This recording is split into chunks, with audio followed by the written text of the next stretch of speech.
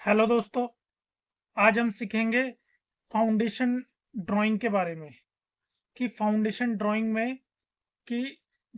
Drawing में कौन कौन सी चीज़ें इंपॉर्टेंट होती हैं और जब हम फाउंडेशन की ड्राइंग बनाते हैं तो उसके अंदर हमें किन चीज़ों का ध्यान रखना चाहिए।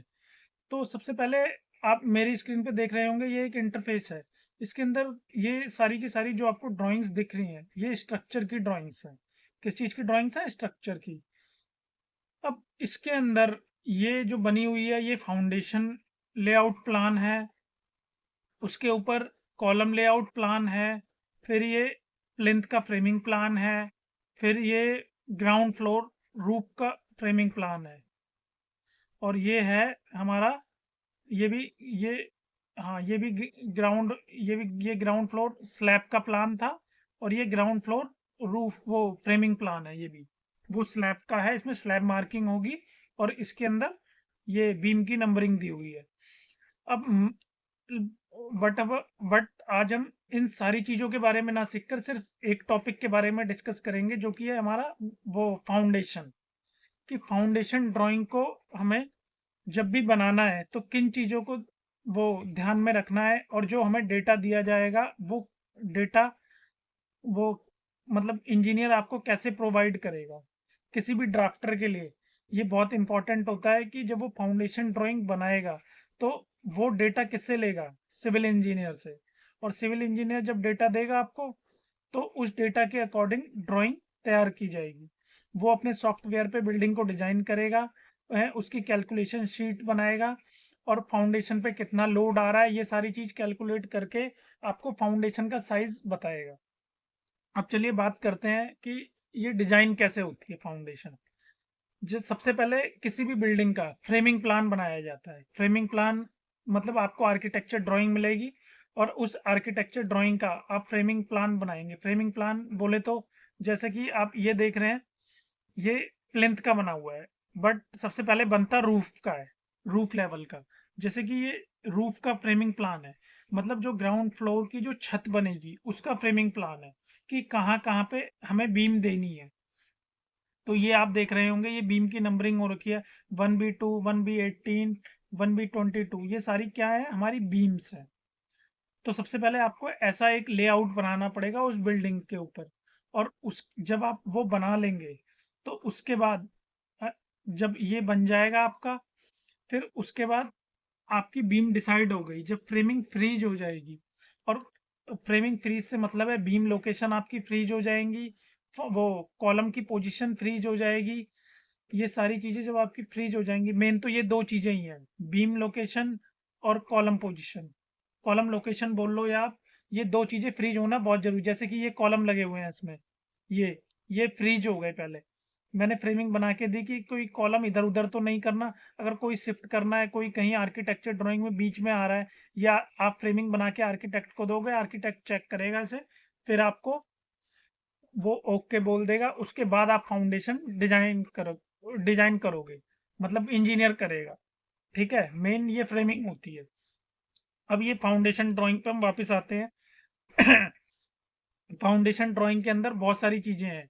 आप देख रहे होंगे, ये कॉलम है, और ये जितनी भी आपको श्यान कलर की लाइन दिख रही है, ये क्या है? हमारी फुटिंग्स हैं। हर कॉलम के ऊपर एक फुटिंग्स आपको नजर आ रही होगी। ये ये एक डोरीमेट्री बिल्डिंग है, जो कि स्कूल के लिए डोरीमेट्री बिल्डिंग बनने के लिए आई थी। जैसे कि आपने देखा होगा, जो स्कूल्स होते हैं, स्कूल्स के अंदर डिफरेंट डिफरेंट बिल्डिंग्स होती हैं। हॉस्टल बिल्डिंग्स होती है, डोरीमेट्री बिल्डिंग्स होती है कॉलेज बिल्डिंग्स होती है। ये सारी चीजें होती हैं।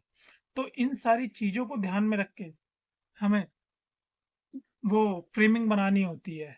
अब आर्किटेक्ट ने जो एलिवेशन बनाया होगा, ऐसा नहीं है कि वो उसका व्यू जो बनाएगा कि वो रेजिडेंशियल बिल्डिंग के अकॉर्डिंग बना देगा। ये स्कूल बिल्डिंग आपको बाहर से ही दिखनी चाहिए, तो इसका व्यू भी वैसा बनाया जाएगा। और जो स्ट्रक्चर है, जो वो प्लान आपको प्रोवाइड करेगा, उसके अकॉर्डिंग फ्रेमिंग करनी है, और फ्रेमिंग के बाद आप आओगे फाउंडेशन पे। अब बात करते हैं फाउंडेशन में होता क्या है। जैसे कि अब ये फाउंडेशन जो भी डिजाइन होगी, और जो कॉलम साइज आपके लगेंगे सबसे पहले, वो स्पैन के अकॉर्डिंग लगेंगे। जैसे कि यहाँ से यहाँ तक ये स्पैन है हमारा 5270, ये इस कॉलम से लेकर इस कॉलम का स्पैन है।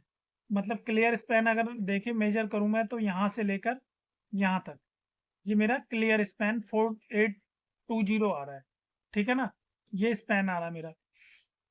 अब इस स्पैन को, ये 2825 आप देख रहे होंगे, किसी भी बिल्डिंग को डिजाइन करने के लिए है स्पैन देखना बहुत जरूरी, उसी के अकॉर्डिंग आप कॉलम साइज प्रोवाइड करेंगे और फुटिंग भी उसी के अकॉर्डिंग डिजाइन होती है, ठीक है। फुटिंग का फंडा क्या है? फुटिंग का फंडा ये होता है, आप जो भी कोई भी, सपोज आप किसी बिल्डिंग के फ्लोर पे खड़े हुए हैं, फर्स्ट फ्लोर पे खड़े हैं मान लीजिए आप, और तो मोस्टली लोग क्या कहेंगे, ये लोड इस स्लैब पे पड़ रहा है, बट ये लोड स्लैब पे नहीं पड़ रहा होता। जो आपने ये फाउंडेशन दी है, ये फाउंडेशन उस लोड को आपकी सॉइल पे ट्रांसफर करेगी। अब बात करते हैं वो कैसे। सपोज जैसे कि ये आप इसके यहाँ पे खड़े हुए हैं, इस यहाँ पे, तो ये लोड कहाँ पे जाएगा? ये लोड आप यहाँ पे खड़े हैं, तो ये लोड इस स्लैब पे नहीं पड़ेगा। ये अगर आप यहाँ पे खड़े हैं तो ये लोड साइड की जो बीम्स हैं आपकी, ये इन पे जाएगा, इनसे फिर ये कॉलम के ऊपर जाएगा, और कॉलम के ऊपर से जाने के बाद ये लोड आपका फुटिंग के ऊपर जाएगा, और फुटिंग से फिर सॉइल पे जाएगा। तो ये फंडा चलता है, किसी भी फाउंडेशन को डिजाइन करते वक्त इन चीजों का ध्यान रखा जाता है।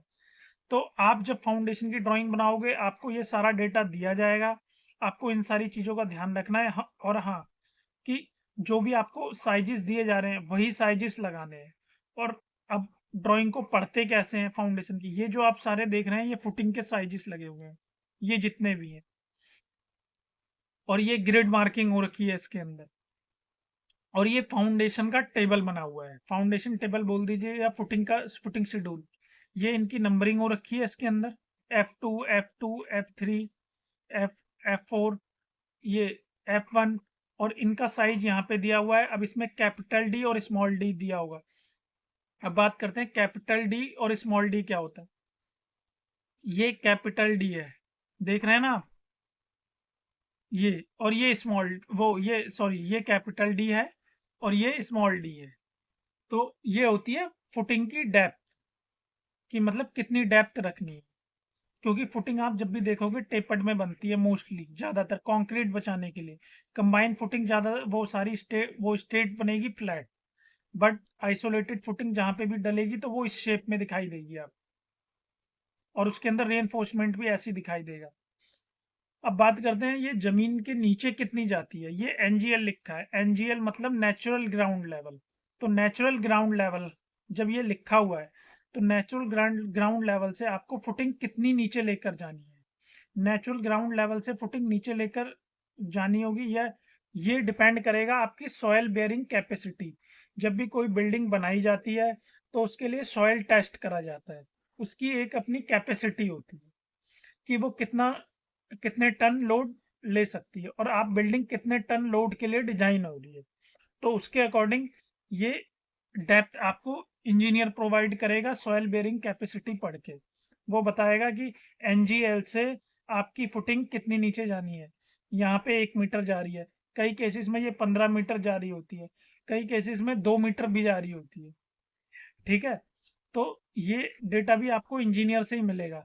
तो फाउंडेशन की ड्राइंग में ये जरूर मेंशन होना चाहिए जब आप बना रहे हो। और अगर डेटा आपको नहीं दिया गया तो आप उससे पूछोगे कि फाउंडेशन कितनी नीचे लेकर जानी है। अगर वो ड्राइंग में मेंशन नहीं है तो ड्राइंग आपकी इनकम्प्लीट है, ठीक है। अब ये तो हो गया एनजीएल। अब एनजीएल के ऊपर है, आप देखोगे प्लिंथ बीम आती है। प्लिंथ बीम, ये जो ये और ये वाली हाइट, ये कौन डिसाइड करता है?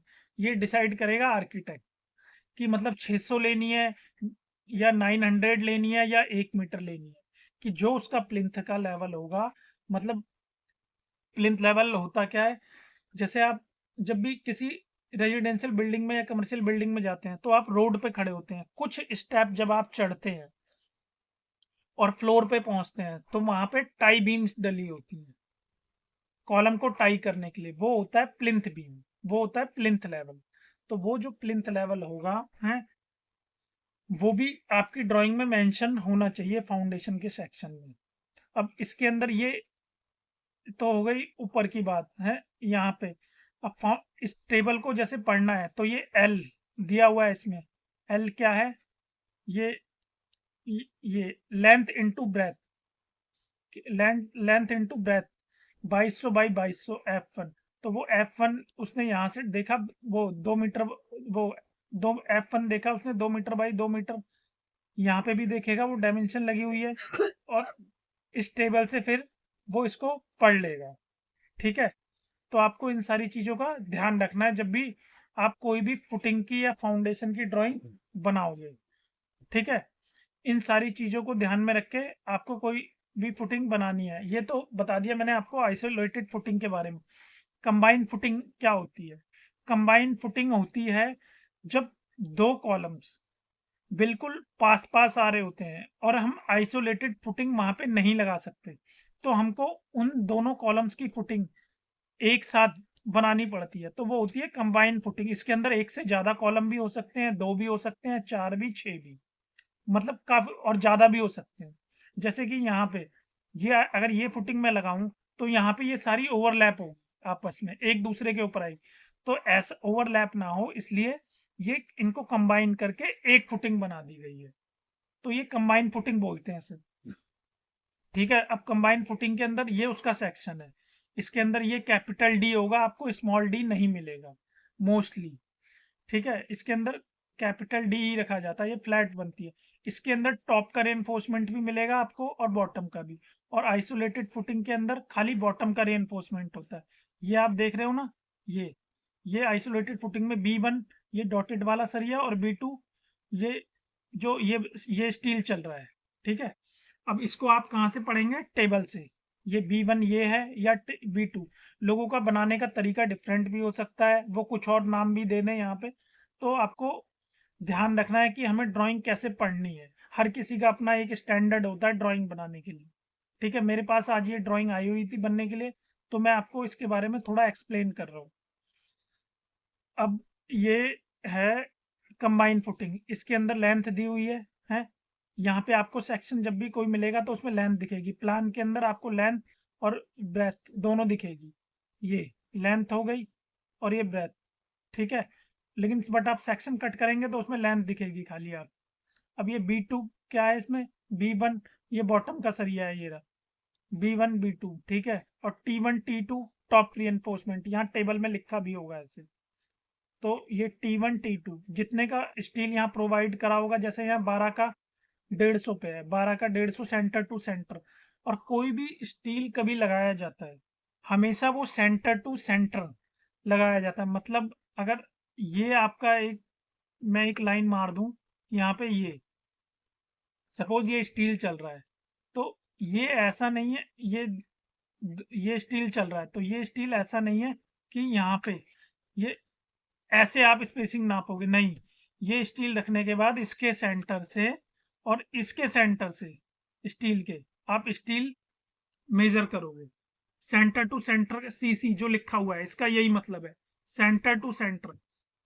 और ये क्या चीज है? ये टोर का साइन है, और ये स्पेसिंग दी हुई है वो फाउंडेशन में जो स्टील आएगा, और ये उसका डाया। ये टोर बोलते हैं इसे, टोर। जब भी आपको ये स्टील देखोगे जो बिल्डिंग में यूज्ड होता है, तो उसके ऊपर वो वो कुछ लाइंस बनी हुई होती हैं, गोल गोल गोल गोल, जिससे वो कंक्रीट में अच्छी पकड़ कर सके। तो ये उसका साइन है। कई बार वो स्टील, वो जो स्टील आता है, वो उस पे लाइंस भी होती हैं, और कई स्टील जो आता है वो प्लेन होता है बिल्कुल। तो प्लेन वाला नहीं, आपको जो जिसमें टोर ये साइन बना हुआ है, मतलब इसका मतलब है कि आपको वो जिसमें लाइंस बनी होंगी स्टील के ऊपर, वो वाला स्टील यूज करना है इसमें। ये इसलिए ये साइन का भी आपको ध्यान रखना है ड्राइंग बनाते वक्त। ये स्पेसिंग का भी ध्यान रखना है, और सेंटर टू सेंटर ये भी लिखना है। और लेंथ ब्रेथ आप दोगे ही, साइज इस फाउंडेशन के, नंबर ऑफ फुटिंग्स दोगे, कैपिटल डी स्मॉल डी अगर आइसोलेटेड यूज हो रही है, और अगर नहीं हो रही कंबाइन, तो उसमें खाली कैपिटल डी आपका चलेगा। ठीक है, इस तरीके से ये बात हो गई फुटिंग्स की। अब बात करते हैं इसमें, ये तो मैंने आपको फुटिंग्स के बारे में एक्सप्लेन कर दिया। अब जब हम फुटिंग फाउंडेशन कास्ट कर लेंगे, मतलब उसके लिए गड्ढा खोद देंगे, तो बारी आती है गड्ढा खोदने के बाद कॉलम की। क्योंकि जो फाउंडेशन के साथ ही कॉलम का सरिया भी खड़ा होगा, और कॉलम का सरिया खड़ा होने के बाद फाउंडेशन का जो रिइंफोर्समेंट होगा, जब वो बाहर उसको डालेंगे अंदर, तो उसके साथ कॉलम का स्टील भी होना चाहिए। इसके बारे में, कॉलम के बारे में हम इसकी नेक्स्ट वीडियो में सीखेंगे। तो आपको इस चीज का ध्यान रखना है, ठीक है। तो ये मैंने आपको फाउंडेशन का आज एक्सप्लेन कर दिया है। ये सारी चीजें आपको जब भी कोई फुटिंग आप डिजाइन करो, या आप उसकी ड्राइंग बना रहे हो, या ड्राइंग को पढ़ रहे हो, तो ये सारी चीजें आपके लिए मस्ट है। अगर आपको मेरी वीडियो अच्छी लगी हो और आपने मेरी वीडियो से कुछ सीखा हो, तो मेरे चैनल को लाइक सब्सक्राइब जरूर करें। Thank you so much.